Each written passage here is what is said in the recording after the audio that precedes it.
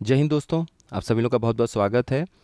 तो important current affairs से हम अपनी पहली क्लास की शुरुआत करेंगे। जितने भी दिन अब बचे हुए हैं यूपी पीसीएस के लिए, उसमें आप लोगों को जो भी इम्पॉर्टेंट करंट अफेयर्स और बाकी सब्जेक्ट के एमसीक्यूज़ हैं थ्योरी के साथ में, वो कंप्लीट कराने की पूरी कोशिश होगी। कई सारी चीज़ें हम लोग उसका रिवीजन करेंगे। तो जितना भी हो पाएगा आप लोगों के लिए अगले एक महीने वो इस चैनल पे आप लोगों के लिए कराया जाएगा। बाकी सर का भी जो चीज़ें चल रही हैं, जो भी इनिशिएटिव है, प्लीज़ आप लोग उसको भी देखते रहिएगा। तो इसमें 15 एमसीक्यूज़ हैं जिसको हम लोग कवर करेंगे। अक्टूबर और सितंबर ये 2 महीने से इंपॉर्टेंट करंट अफेयर्स को लिया गया है। तो हमारी पहली शुरुआत होगी अक्टूबर के महीने से और फिर धीरे धीरे हम लोग पीछे की तरफ आगे बढ़ेंगे। सितंबर, अगस्त, जुलाई, जून, इस तरीके से करंट अफेयर्स को कवर करेंगे। तो चलिए स्टार्ट करते हैं। सबसे पहला सवाल है, अभी हाल ही में कौन महिला ऑफिसर हैं जो डायरेक्टर जनरल बनी हैं आर्म्ड फोर्सेस मेडिकल सर्विसेज की, और इस पोस्ट को संभालने वाली वो पहली महिला अधिकारी बनी हैं। यानी हाल ही में सशस्त्र बल चिकित्सा सेवा यानी कि डायरेक्टर जनरल बनी हैं, आर्म्ड फोर्सेस मेडिकल सर्विसेज की उसकी महानिदेशक बनी हैं। इस रूप में कार्यभार संभालने वाली पहली महिला अधिकारी कौन बनी है, आपको ये बताना है। तो 4 ऑप्शन है आपके सामने। तो इसका राइट आंसर क्या हो जाएगा, जिनको आप देख रहे हैं ये हैं आरती सरीन जी।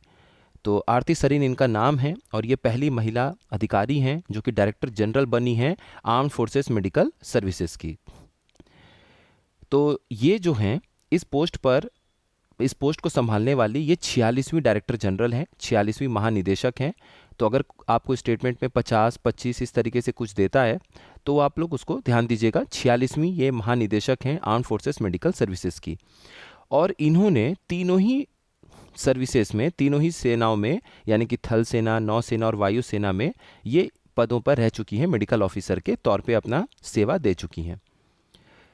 दूसरा सवाल है, इंपॉर्टेंट है, इसको ध्यान रखिएगा।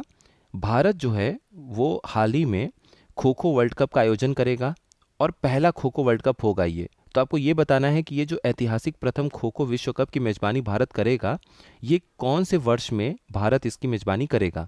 4 ऑप्शन है आपके पास, 2025, 2026, 2027 और 2028। तो इसका राइट आंसर क्या हो जाएगा, ए। अगले साल 2025 में भारत ऐतिहासिक प्रथम खो खो विश्व कप की मेज़बानी करेगा। और वहीं यहाँ पर ये दिया गया है कि kho kho federation of India है वो इंटरनेशनल खो खो फेडरेशन के साथ मिलकर प्रथम जो खो खो विश्व कप है वो भारत में आयोजित करेगा अगले साल 2025 में। 8वां एडिशन अभी भारत और कजाकिस्तान के बीच में मिलिट्री एक्सरसाइज का हुआ, जिसे हम लोग बोलते हैं काजिंद। और ये इसका जो आयोजन है ये सूर्या फॉरेन ट्रेनिंग नोड में इसका आयोजन किया गया है। अब देखिए, कोई भी मिलिट्री एक्सरसाइज है, युद्धाभ्यास है, हाल फिलहाल में अगर आयोजन उसका किया गया है, उसे आयोजित किया गया है और वो भारत में आयोजित किया गया है, तो आपको राज्य के साथ साथ वो जगह भी पता होनी चाहिए। वो इंपॉर्टेंट हो जाता है। मल्टीपल स्टेटमेंट, जो एक से अधिक स्टेटमेंट वाले सवाल आते हैं, उसमें वो कहीं ना कहीं लिखा हुआ मिलता है।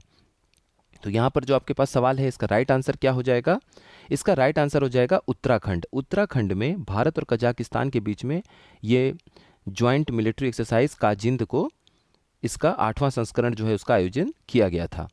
ठीक है, तो आप इसको ध्यान रखिएगा। भारत जो है वो पहला अपने देश का खुद का इंडिजीनियसली असेंबल किया गया C-295 मिलिट्री ट्रांसपोर्ट एयरक्राफ्ट को बनाएगा। सितंबर 2026 से बनाना शुरू कर देगा। तो आपको ये बताना है कि कहाँ पर ये फैक्ट्री है, कहाँ पर ये फैसिलिटी है जहाँ पर इसे बनाया जाएगा। तो भारत सितंबर 2026 तक अपना पहला स्वदेशी रूप से असेंबल किया गया। असेंबल का मतलब ये है कि इसके जो छोटे छोटे पार्ट हैं वो अलग अलग जगह से आएंगे, भारत में कहीं से बनकर आएंगे, और यहाँ जो फैक्ट्री होगी उसे एकजुट करके एक मालवाहक जहाज को कंप्लीट कर दिया जाएगा, तैयार कर दिया जाएगा वायुसेना के इस्तेमाल के लिए। तो आपको यही बताना है कि जो C-295 सैन्य परिवहन विमान है ये किस स्थान पर इसको बनाया जाएगा, यही प्रश्न है। लखनऊ, इंदौर, वडोदरा या फिर लुधियाना। तो इसका राइट आंसर हो जाएगा सी, वडोदरा।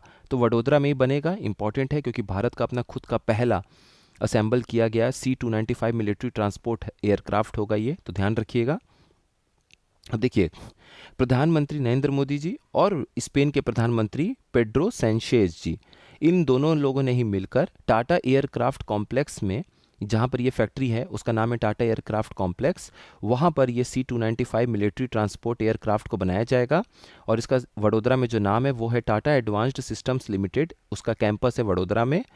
अब इस फैक्ट्री में 85% से अधिक जो एयरक्राफ्ट का कंपोनेंट है, यानी कि ये जो घटक हैं, जो भी पार्ट हैं एयरक्राफ्ट के, वो 85% से अधिक उसका हिस्सा जो है वो अपने देश में ही बनेगा, और 15% जो हिस्सा है वो बाहर से इंपोर्ट करा लिया जाएगा, उसका आयात करा लिया जाएगा।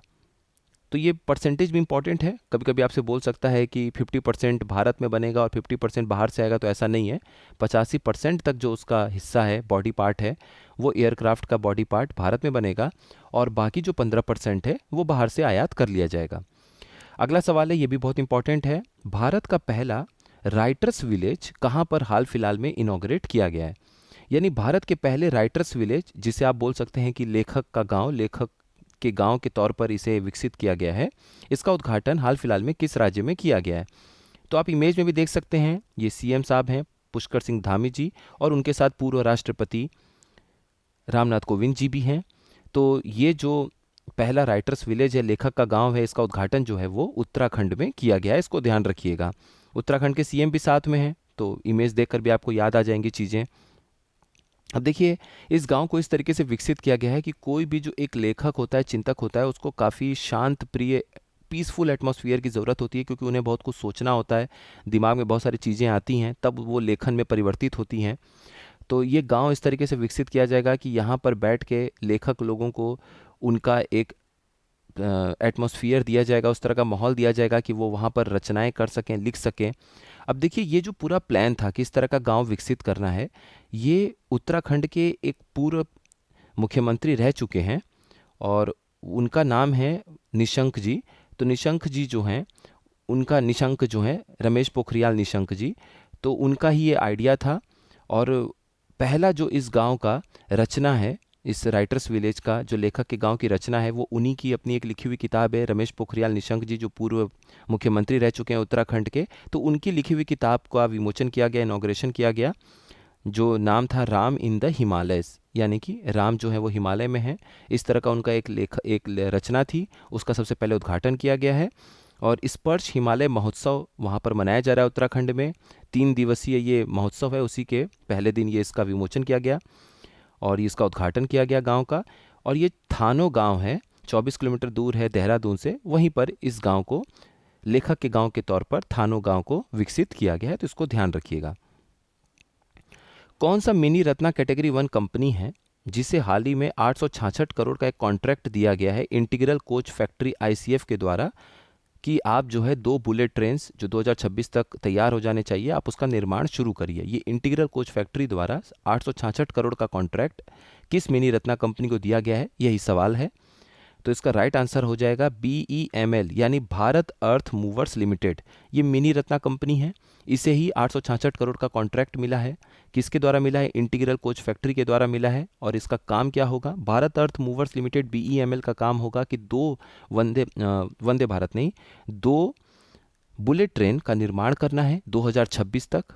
ठीक है, तो इसको ध्यान रखिएगा। अब चूंकि ये पहली स्वदेशी निर्मित बुलेट ट्रेन है, कौन बना रहा है? और अगर आपसे लगभग अभी पीसीएस लेवल के एग्ज़ाम पे तो ये बड़ा मुश्किल है कि ये कितने रुपए का कॉन्ट्रैक्ट है, इस तरह से कुछ पूछ लें, लेकिन हाँ, कौन बना रहा है ये एक आइडिया अपने पास होना चाहिए। और गवर्नमेंट की PSU कंपनी है। तो देखिए, ये जो प्रोजेक्ट है ये काफ़ी अपने आप में एक बड़ा माइलस्टोन है, अचीवमेंट है, क्योंकि ये जो हाई स्पीड भारत की रेल जर्नी है उसमें एक बड़ा आयाम है। 2 तरह की ट्रेन स्पीड उसकी अलग अलग है, उसको टेस्ट किया जाएगा। एक की 280 किलोमीटर प्रति घंटे की होगी और एक 250 किलोमीटर प्रति घंटे की रफ्तार से बुलेट ट्रेन चलाने की स्पीड को टेस्ट किया जाएगा। तो बस यही है, और लगभग दोनों ही ट्रेनों में 8-8 कोचेस होंगे, ये भी एक आइडिया आपको होना चाहिए। भारत की पहली इंडिजिनस मल्टीपर्पस एक वेसल है, मतलब जो जहाज़ है, उसको लॉन्च किया गया है हाल फिलहाल में। उसका नाम क्या है ये आपको बताना है। यानी हाल ही में लॉन्च किए गए भारत के पहले स्वदेशी बहुउद्देशीय, मल्टीपर्पस का मतलब है कि एक से अधिक काम में हमें उसे प्रयोग में लाना है। तो बहुउद्देशीय जहाज का नाम क्या है जिसे हाल फिलहाल में लॉन्च किया गया है? INS सिद्धि, INS समर्थक, INS योद्धा या फिर INS विभूति। तो जो आप फिगर में भी देख रहे हैं, इमेज में देख रहे हैं, ये है INS समर्थक, तो इसको ध्यान रखिएगा। तो ये पहला इस तरह का वेसल है मल्टीपर्पस। 2 इस तरह के मल्टीपर्पस व्हीकल प्रोजेक्ट हैं, वो बनाना है। और ये कौन बना रहा है? L&T शिपयार्ड के द्वारा बनाया जा रहा है, कट्टुपल्ली में, जो कि चेन्नई में स्थित है। तो देखिए, ये चेन्नई के कट्टुपल्ली में एल&टी शिपयार्ड द्वारा निर्मित 2 बहुउद्देशीय पोत परियोजना के तहत ये पहला जहाज है। बहुउद्देशीय इस तरीके से है कि अगर कोई बड़ी जहाज फंसी होगी तो उसको खींच के बाहर निकालने का काम होगा। कोई नई मिसाइल, कोई नए हथियार टेस्ट करने होंगे तो इसमें लगा के इस जहाज में टेस्ट किया जा सकता है। समुद्र में वो टेस्ट कर लेंगे कि मिसाइल या फिर ये हथियार काम कर रहा है कि नहीं। एक देखिए ये काम हो गया। उसके बाद कभी भी साइक्लोन जैसी स्थिति आती है, चक्रवात तूफान में लोग फंसे हुए हैं, कोई जहाज फंसी है, उसको निकालना, उसको रेस्क्यू करना, वो काम इसका हो जाएगा। तो कई सारा काम है जो इसके द्वारा लिया जाएगा। भारत ने स्टडी इन इंडिया कैंपेन को लॉन्च किया है कौन से देश में आयोजित एजुकेशन शो में?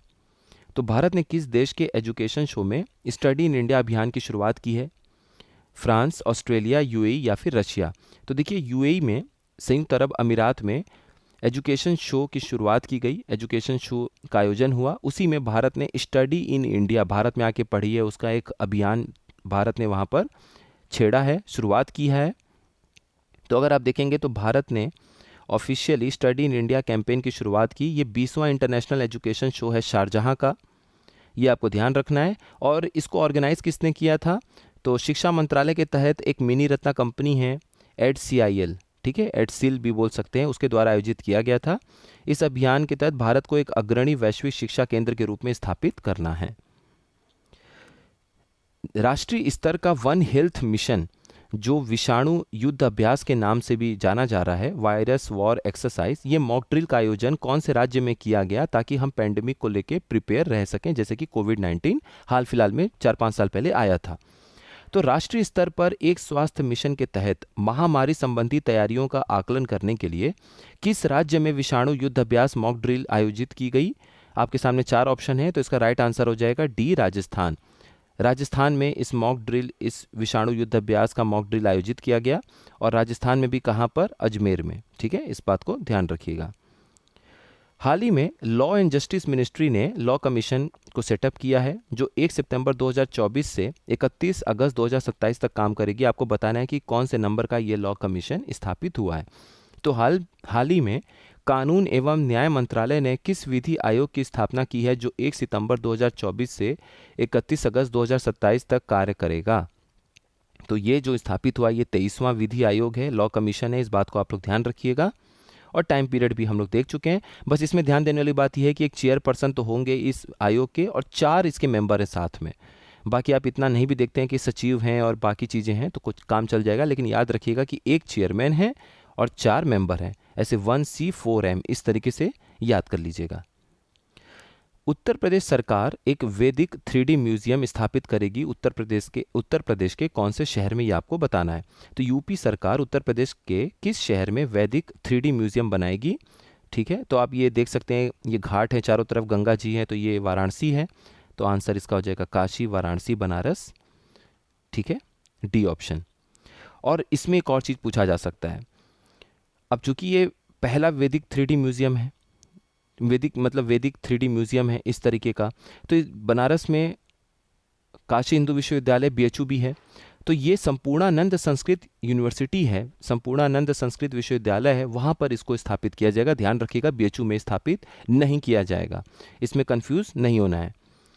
पहला joint commanders conference armed forces का हाल फिलहाल में कौन से शहर में आयोजित किया गया, आपको ये बताना है। हाल ही में सशस्त्र बलों का पहला संयुक्त कमांडर सम्मेलन किस शहर में आयोजित किया गया? तो इसका राइट आंसर हो जाएगा सी, लखनऊ में आयोजित किया गया है। 4 से 5 सितंबर को पहला joint commanders conference armed forces का कहाँ पे हुआ? लखनऊ में। Who has recently become first Indian to head Olympic council of Asia, यानी हाल ही में ओलंपिक काउंसिल ऑफ एशिया का प्रमुख बनने वाले पहले भारतीय कौन बने हैं? तो इनको आप फोटो में भी देख सकते हैं, ये हैं रणधीर सिंह जी। तो इनका नाम याद रखिएगा आप लोग, पूछा जा सकता है, कभी कभी इस तरह के भी सवाल आते हैं। हाल ही में कौन से देश के राष्ट्रपति हैं टेबोन, ठीक है, टेबोन, जो कि दूसरा टर्म, अपना दूसरा जो कार्यकाल है उसमें 95% के आसपास वो वोट पाए हैं।